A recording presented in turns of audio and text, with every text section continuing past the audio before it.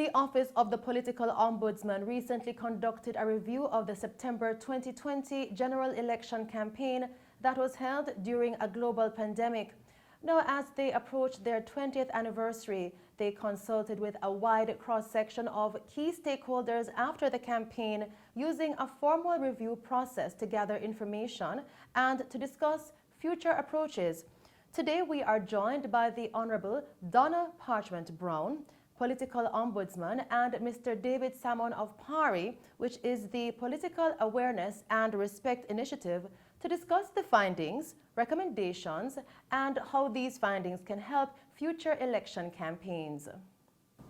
Honorable Donna Parchment Brown, our Ombudsman, welcome to Mello TV. Thank you so much. I'm delighted to be here on Mello TV, reaching your viewers at home and abroad.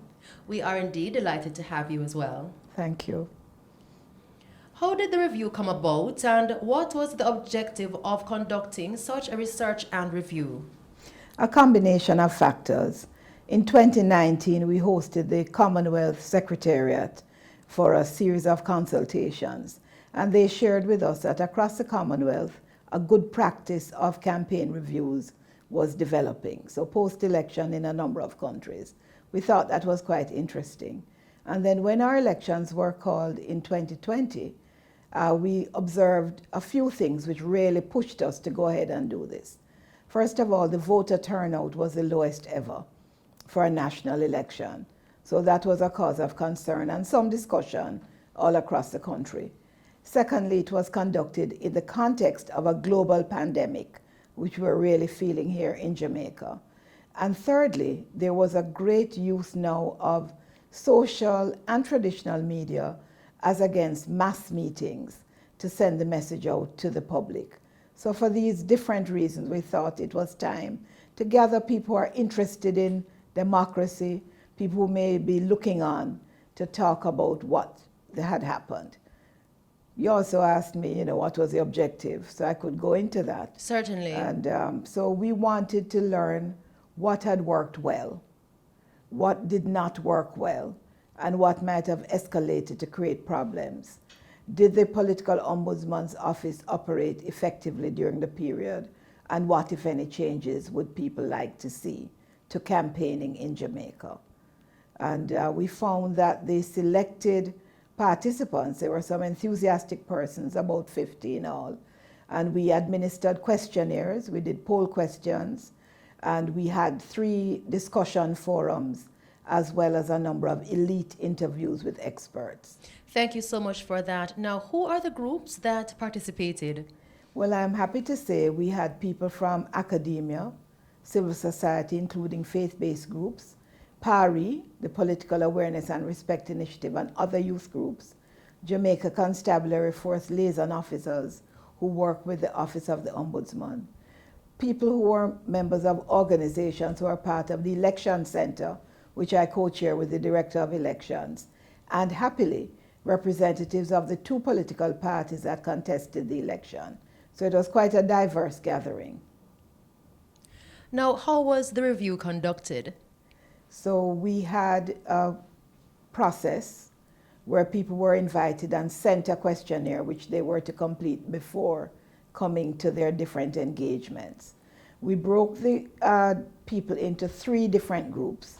Mainly, we had the JCF liaison officers in one group, we had the young people, PARI and other young people in another group, and we had the other stakeholders from academia, civil society, and so on in a 3rd group. Then we had about 8 or 10 persons who we did special interviews with.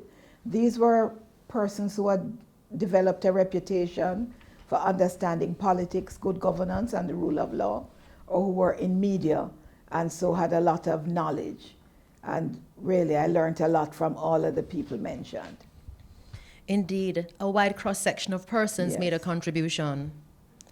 Now, what are the major findings that came out of this review process?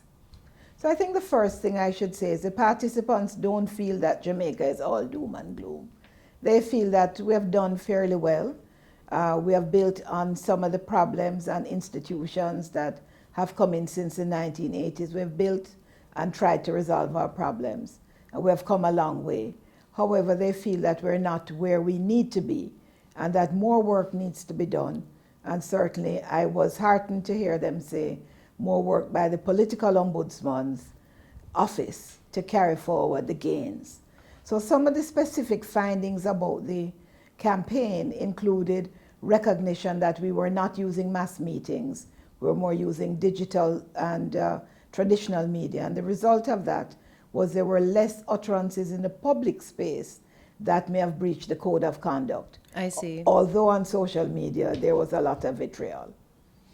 We also recognized that the breaches of the Disaster Risk Management Act were plentiful, despite the fact that this was a law brought in for the public safety, that although there were not mass meetings, there were smaller meetings and gatherings where the guidelines and the laws were not being complied with. And it was felt that if the political parties had engaged the marshals that they had promised to help them with their public engagements, that would have been better addressed. Mark you, it was noted that some candidates handed out masks, and spoke about adherence to the rules. Where the code of conduct is concerned, the findings were that there were significant breaches. Some 66% of the participants were aware of breaches having been committed.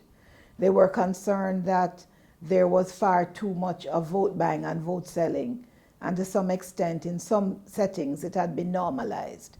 They were against it, but they felt that there were many people who thought it was normal now. So that was a big concern. The finding also was that there were not many violent confrontations. There were small skirmishes between people, but there was far more of people getting together. Like we have a lovely picture of two people on a bike, one in a green shirt, one in an orange shirt, both happily going, and many mixed groups of people of the two political parties together. However, they felt that there were other concerns. The political ombudsman, they felt, did not get the support in the public space that was required from leaders, so that the leaders and the ombudsman were speaking with one voice in relation to the various breaches. So those were some of the findings. Yes, and also out of the findings came the fact that youth stakeholders want more policy discussions, Yes. detailed manifestos, Yes. and less rhetoric from political candidates. Yes, that was quite interesting for us because we know that the dubs and some of the other things are an aspect of the politics, and they're not being criticized because they bring the vibe. But what the young people and some of the adult participants were saying, we need more than vibe. We need concrete information. So they thought there was a weakness in the manifestos in that they came out late. They were concerned that the debates also were done late and that there were no constituency manifestos or report cards to help guide voters. So essentially, we continue to be voting more for the party on national issues rather than for the candidates on the plans for the constituencies. Thank you for that. Now, out of the review process came major recommendations. Let's talk about these recommendations. Yes. Well, there are a number of recommendations. I'll summarize maybe the four important ones. But just to say that the recommendations were given under three headings: for the political parties, for the political ombudsman, and for legislation or the parliament. So one of the things that people felt very strongly is that the ombudsman needs to collaborate more with the political parties on matters such as civic education. They think civic education for young people and adults is a very important ongoing need for a democratic experiment that we're upon. They also form the view that the political ombudsman's commission requires some more authority, often called colloquially teeth. The authority would come from legislation. So, for example, by changing the Political Ombudsman's Act to allow the Ombudsman to make reports to the Director of Public Prosecutions, to make the Code of Conduct legislation so that penalties and sanctions could be applied for breaches rather than moral suasion and recommendations to the party leaders as now obtains. They also felt it was important to join forces with other stakeholders for Yes. ongoing exchanges and discourses that would benefit democracy. Thank you. Now, with this information that has been received from this process, what will the Office of the Political Ombudsman now do with the recommendations? Well, it was so full and frank, and we are feeling fairly affirmed, but also noting that people think there are other things we need to do, like our digital face is not adequate, the use of that space to communicate and also to monitor those things that may breach the code. So there are some of those concerns that came to us, and we're looking at that. But the plan of action is to continue to work with the Political Awareness and Respect Initiative, political parties and other stakeholders to carry forward the recommendations.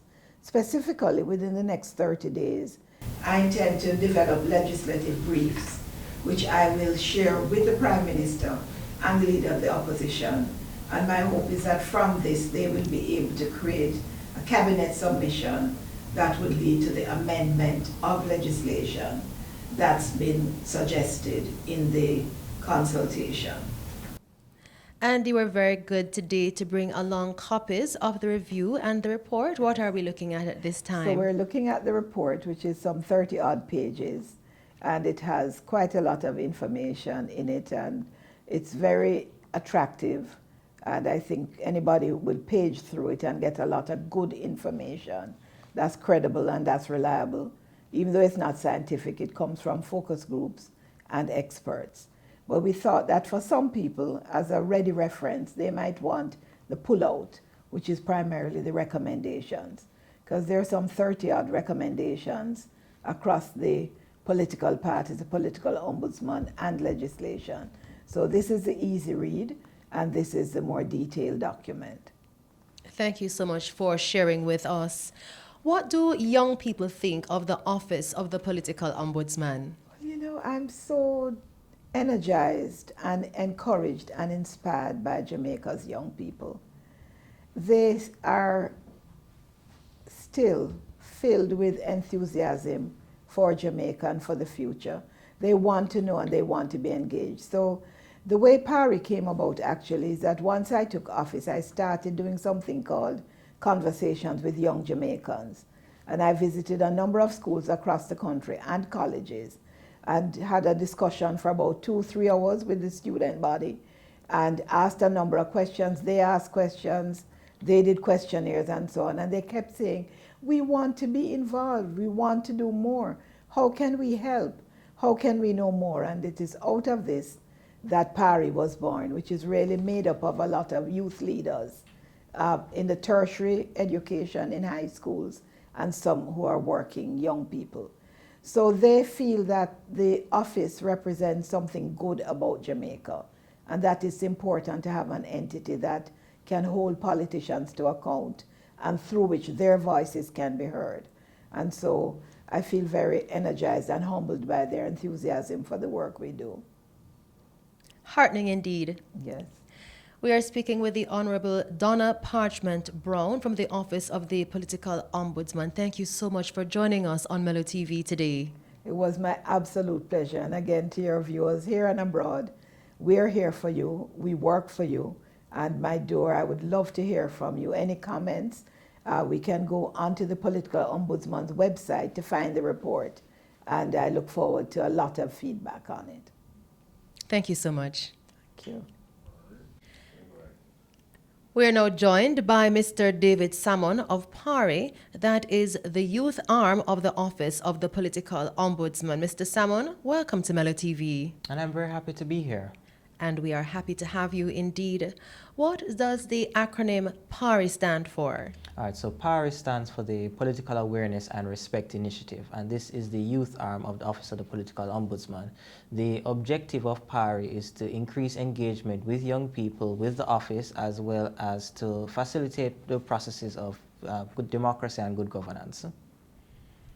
Talk to us about the role of the stakeholder group PARI in the review. All right, so PARI played a very critical review in the campaign review. So it serves as one of the stakeholder groups that were engaged in the process, and PARI has been involved from the beginning. So several of the recommendations that were noted were actually made by PARI members. So for example, the introduction of a sort of bond that will be used for persons to clean up the political paraphernalia. That is a direct recommendation from PARI. So PARI essentially serves as an avenue where ideas can be developed and formulated that can advance the interest of the political ombudsman's office. Thank you for sharing and enlightening us a little bit more about the group. Could you define PARI a little bit more for us in terms of the main objectives of the organization? Yes. All right. So primarily, the first main objective is to increase awareness of the political ombudsman as well as the mandate of the office. So PARI is comprised of different youth leaders and young persons who are interested in the work of the office and want to learn more about the office. However, it also has a certain other secondary roles. So for example, it increases the awareness of democracy, it increases awareness of good ideal practices in a young democracy like Jamaica. So last year, for instance, we held a conference in August where we had members of the Commonwealth Secretariat being present as well as academia, and they could discuss the whole issue of democracy, Jamaica's political history.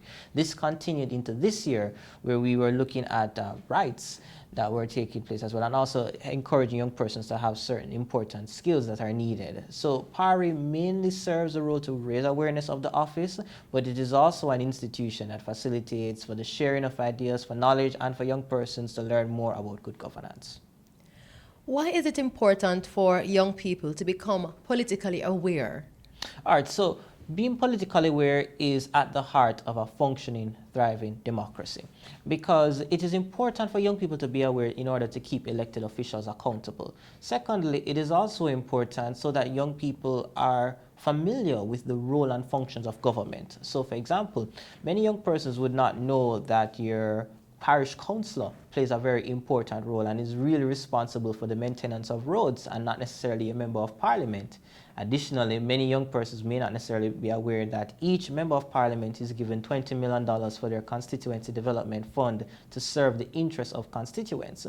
So being aware and knowledgeable about this process is of fundamental importance so that persons can keep their elected officials accountable, as well as look at which stakeholders are responsible for the business of governance and for the well-being of constituents. How do we get more young people involved in the process? All right, so in order to get more young people involved, we have to connect the respective stakeholders and actors with young people. So for example, the office has done a very good job in reaching out to different stakeholders and getting them involved. This provides a template for how we can get more young people involved in the process. So for example, increasing the awareness of public and civic education, which is a major recommendation made in the report. Additionally, facilitating appropriate consultations, which would allow for the input of young people to be involved in the process so you can get feedback from them, which was clearly seen in the report. That's another way to get young people involved. So we're looking at different ladders of participation. So it's not only, for example, having persons being present at sessions, but really having them play a very important role, raising their voice on important issues and really taking the recommendations of young people. And those are just a few ways how we can get young people involved. Thank you so much. Are you on social media? Personally, yes, I am, as well as PARI as well, because you see, PARI is really managed by young people. Yes. And thus we take an innovative approach to being involved in young people. So as I raised earlier, I'm personally on social media, PARI is on social media, because PARI serves as a tool so we can reach out to the respective persons. So you can find out about PARI by checking the Office of the Political Ombudsman via their Instagram account, via the website. And thus we have different routes you can look at. For example, if you know a PARI member, you can get involved through there. So there are different avenues you can reach out to PARI. Thank you for sharing, and thank you, Mr. Salmon, for joining us on Mello TV. And thank you very much for having me. It was a very good experience. Same here. This has been another Mello TV special. I am Shelley Hill. Until next time, stay safe.